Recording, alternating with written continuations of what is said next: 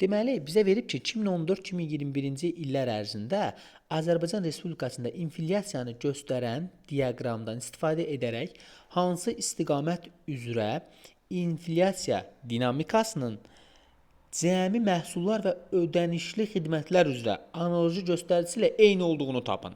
Yəni, cəmi məhsullar və ödənişli xidmətlər üzrə eyni olanı, ağ rənglə eyni olanı tap. Ağ rəngdə necədir? 2014-dən 2015-ə baxırsan ki, artım müşahidə olunub. 2015-dən 16-ya artım müşahidə olunub. 16-dan 17-yə yenə artım müşahidə olunub. 17-dən 18-ə azalma müşahidə olunub. 18-dən 19-a artımdır.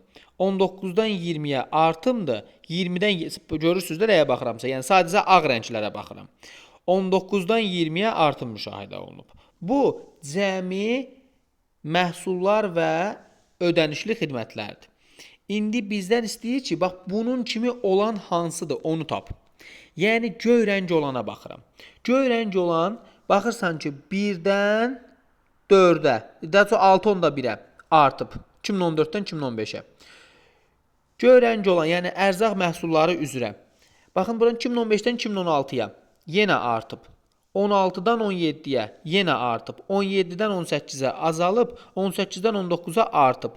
19-dan 20-yə yenə artıb.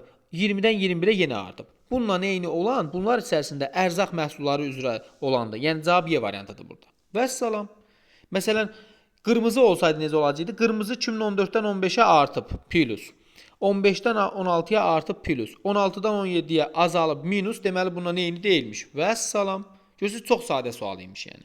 Yaşıl rəng 14-dən 15-ə artıb, 15-dən 16-ya da artıb, 16-dan 17-yə də artıb. 17-dən 18-ə azalıb, 18-dən 19-a yenə azalıb.